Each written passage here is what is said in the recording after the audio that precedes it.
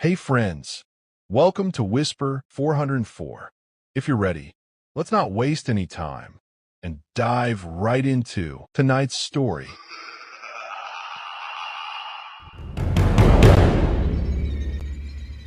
My name is Yadala. I'm 47 years old, and what I'm about to tell you happened long ago. Since childhood, life has been hard. I had to work in a village just to help feed my family. My father worked too, but we only saw him once every 6 months. He was a merchant. He bought goods from one place and sold them somewhere else, always on the road, always away. Imagine it. We were 9 children at home, and I couldn't stand the constant crying of babies. I didn't like staying inside. Most of the time, I lived with my grandmother. I was the eldest, just 11 years old, when I started helping out. The younger ones were still toddlers. My father would come back from his travels every half year with a box full of money. That was supposed to cover all our expenses until his next visit. Even at that young age, thanks to my grandfather, I had already become a skilled shepherd. I worked for a local villager who owned a massive flock. He paid me 2,000 tomans a month. I gave 1,200 of it to my grandmother and the rest to my mother. Kids these days might not understand this, but I can't recall ever buying a single thing for myself from the village store with that money. We children of the 60s grew up fast. We, the children of the 50s, never lived for ourselves. We worked as kids, supported our families, and when we grew older, we had to support our own lives too. Then came the age of children ruling over parents. Even in retirement, we were expected to work to get our sons married. Anyway, 4 years ago, I was working for a man named Haj Hossein, watching over his flock. I had been doing that since I was 15. One day, out of nowhere, he fired me. I can't even remember why. I just recall what he said. If it weren't for me, you would have starved to death. I gave you this job out of pity. You never had any real skills. That crushed me. The same man who had left the village's largest flock in the hands of an 11-year-old was now belittling me after 4 years of hard work. I didn't argue. I just picked up my stick and bundle and, boiling with anger, walked straight to my grandmother's house. There weren't many options in the village. No one else had a decent enough herd to pay real wages. I was disappointed, not just in him, but in the whole village. So I made a decision. I'd go to the city and find work there. When I arrived at my grandmother's house, she was surprised. What happened? Why are you back so soon? Nothing, I said. I had a fight with Haj Hossein. She sighed. Don't worry, when your grandfather gets home, we'll ask him to speak to Hossein and smooth things over. My grandfather was Haj Ali, but that hit a nerve. I said no, absolutely not. I'm done. Tomorrow, I'll head to the city to find a decent job. 2,000 tomans? That's not money. I'd make more begging in the streets. The next morning, I set off on foot toward the city. I had barely gone a third of the way when I heard someone call out. I looked up and saw an old city man standing atop a hill. I climbed up and asked, "Hey, sir, were you calling me?" He nodded. "Yes, I was. Where are you rushing off to so early in the morning?" "To the city," I replied. "Looking for work." The man studied me carefully. "And what can you do?" he asked. "What kind of job are you after? You know there's no herding in the city." I shrugged. "Anything's fine, as long as it's honest work and I can earn my bread." The old man chuckled. "Don't waste your time. The city doesn't welcome strangers. Even grown men struggle to earn a living there. Unless you have a place to stay, you'll spend every cent you make just surviving." Annoyed, I said, "Did you call me up here just to scare me off? I'm sure I'll find a decent person to help me." The old man glanced behind him and said, "Actually, there's a place nearby, a storage hut my brother owns. We need a night guard for it. You just need to stay there from dusk till dawn and make sure everything's okay. I'll pay you 5,000 tomans." My skin tingled. 5,000? That was nearly 3 times what I made before. And guarding a place at night? That was way easier than herding over 200 sheep every day. Still, I was suspicious. "What kind of place is it?" I asked. "Why does it need a guard?" The old man smiled faintly and gestured toward the hills. "It's a poultry house," he said. "Just a bunch of chickens. Your job is to feed them every 3 hours through the night until 5 in the morning. Then you can go." Naive and eager, I accepted without hesitation. And that was the beginning of my misfortune. That same day, the old man took me up the hill and showed me the place. It was near the dirt road between the village and the city, built on a hill. There was a single brick room with nothing inside, a bathroom nearby, and behind it, a 500 square meter warehouse packed with about 700 chickens and roosters. I asked him, "Who do I get paid by?" "My brother owns the place," he said, "but you'll get your pay from me." We agreed on the terms quickly, and I happily headed back to the village. On the way, I thought about Haj Hossein and chuckled to myself. Who's useless now, huh? I haven't even reached the city yet, and I've already got a better job. When I got home, I excitedly told my grandmother everything. She and the rest of the family welcomed the news. The next evening, around sunset, I packed my things and headed to the poultry house for my first night of work. When I reached the area, it was nearly dark.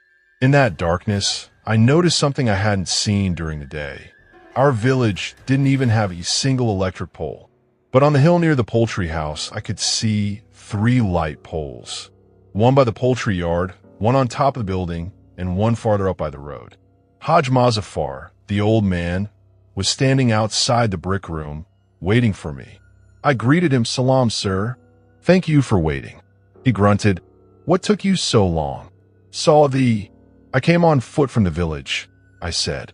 He gave me some final instructions, then paused. "Make sure you don't fall asleep," he warned. "Not for the chickens. Not for yourself." Then he pointed to something hanging from my neck. "What's that?" I lifted it up. "It's an Ayat al-Kursi amulet. My grandmother gave it to me. Said it wards off evil." Mazafar muttered under his breath. "Good. You'll need it here too." That made me curious. "Why? Why would I need it here by the road? What kind of danger is there?" The man tensed and quickly added, "Oh, nothing. I just meant it's good for courage. It's good to have such things with you. Haven't you heard?" He quickly got in his pickup truck and drove off. Feeding chickens wasn't hard.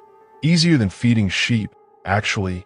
I spent the night there, then returned to the village each morning to rest. It became routine. Until the 8th night. That night, everything changed.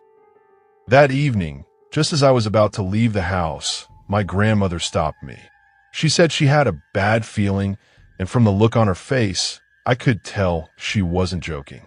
On top of that, my father was supposed to return from a trip around those days.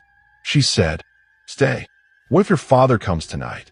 It wouldn't be right for the house to be empty." But I shook my head. "Grandma, this isn't a game. I have to show up. If I don't, Mazafar will think I'm not serious."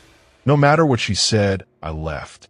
The path to the poultry farm was winding, full of hills and rocky passes.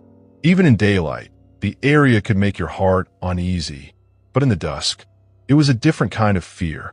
I whispered Bismillah and walked on. But once I was far enough from the village, I heard something echo through the mountains. At first, I thought it was an animal. But the farther I walked, the clearer it became. Someone was calling my name. Slowly, deliberately.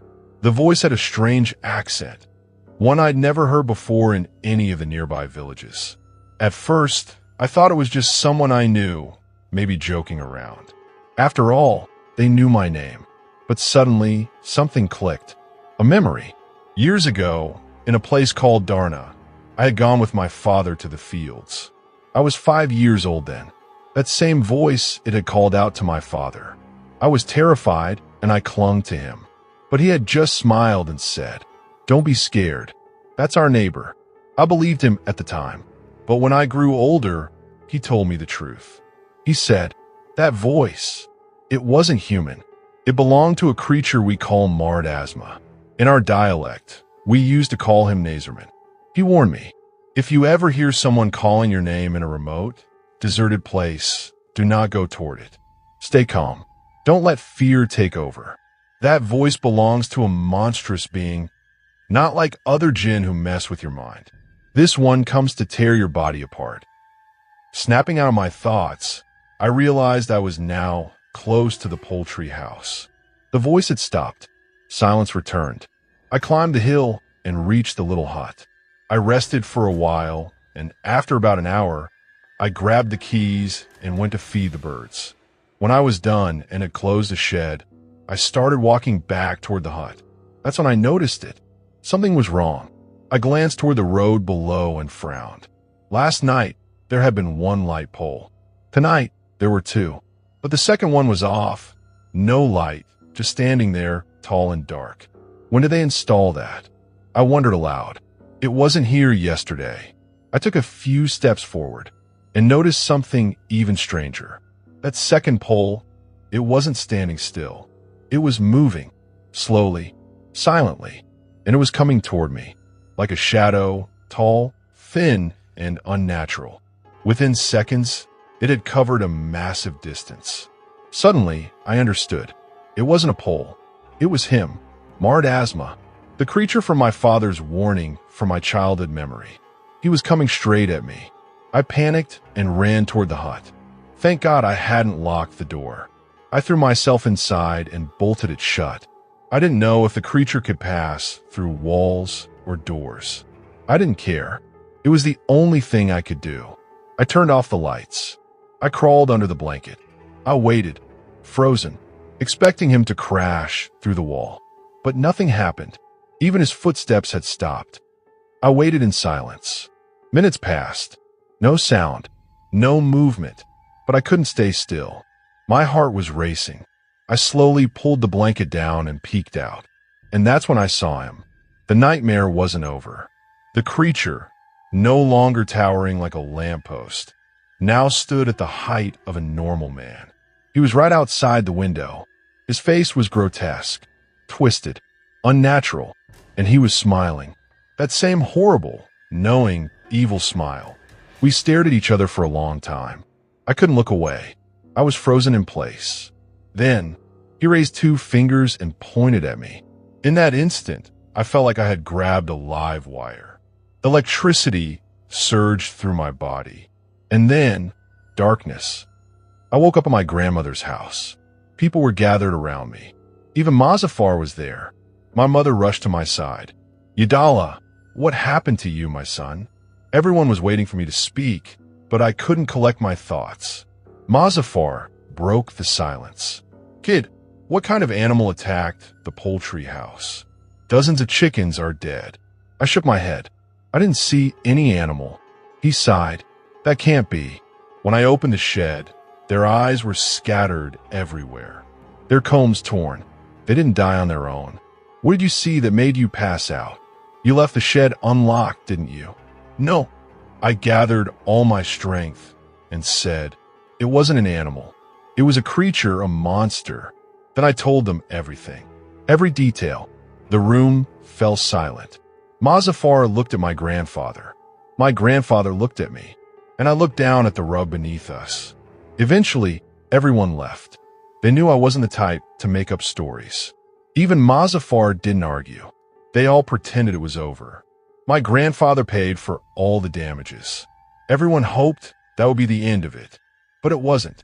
That thing, MARD AZMA, had smelled my fear. And from that night on, he followed me. He came back, again and again, but never in the same form. The first time was soon after, at sunset. I had invited Shabazz, the imam's son, over to my grandmother's house. We greeted her and climbed up to the rooftop. We were talking, laughing about random things, when a strange thought crept into my mind. What if this guy next to me isn't Shabazz? Before I could shake it off, Shabazz went silent. I turned to look at him. He slowly turned his head, and there it was. That same grin, twisted, evil, familiar. Then he raised his fingers. The jolt hit me instantly. I blacked out. When I came to, I was still on the rooftop. The mosque speakers were playing Quran recitations. I stood up and headed down. My grandmother met me in the courtyard. Yadala, what were you doing up there alone for 2 hours? You know I can't climb up? I was worried. I said I wasn't alone. Shabazz was with me. Don't you remember? We both greeted you." She frowned and said nothing. Neither did I. It kept happening. I'd see a friend in the alley, start chatting, and suddenly I'd realize that wasn't my friend. That smile would return. Then the shock, the blackout. Over time, I got used to it. The electric jolt felt more like a sharp sting from a lighter. The fear started to fade. This continued until I turned 18. Then, we moved to the city. Years passed. We moved to the city. I thought I had left it all behind. One day, I came home from work. The house was empty. My family had gone to the village. As I stepped inside and closed the door, I saw her. An old woman, hunched over, sitting quietly in the dark corner of the room. I reached for the light switch. She said, "Aren't you afraid?" I looked at her, didn't say a word. She pulled back the cloth covering her face, revealing that same twisted, hideous look. She lifted her fingers again, but this time the shock never came.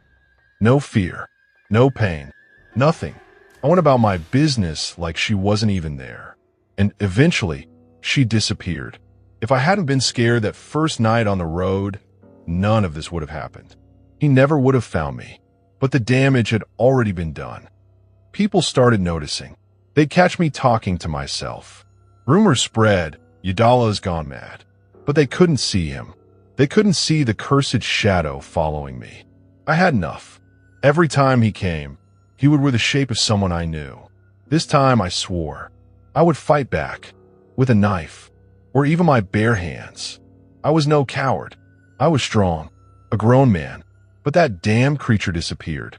For 2 whole years, nothing. During that time, I fell in love with a girl from our village. She was from our own tribe. The families agreed. The wedding was set. Life seemed normal again. But of course, he returned. The first time, I was in the village bathhouse, soaking in a hot pool. Suddenly, something rose from the water. That same grin. When he saw I didn't flinch, he sank beneath the surface and vanished. The second time, he appeared at our henna night, among the crowd. I couldn't get close to him, not in front of everyone. The last time, he stood among the dancing women during the Cyper tax ceremony before the wedding. He just watched me, but I didn't react. Not anymore. Eventually, we got married. I settled down, started a new life. My father-in-law was a merchant, just like my own father. He bought and sold fabric and goods.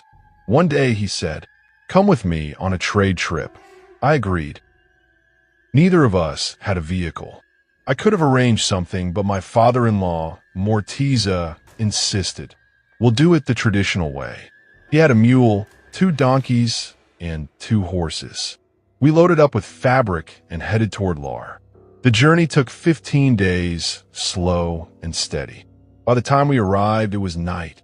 The next morning, we sold most of the goods. I told Mortiza, "We did great. Let's get a room in a guest house tonight." But he refused. "No need. This city is safe. We came to make money, not spend it." So we pitched a tent near a tree and a small stream, just outside the town. The first 2 nights were quiet, but on the 3rd night, he came back. Mortiza was asleep.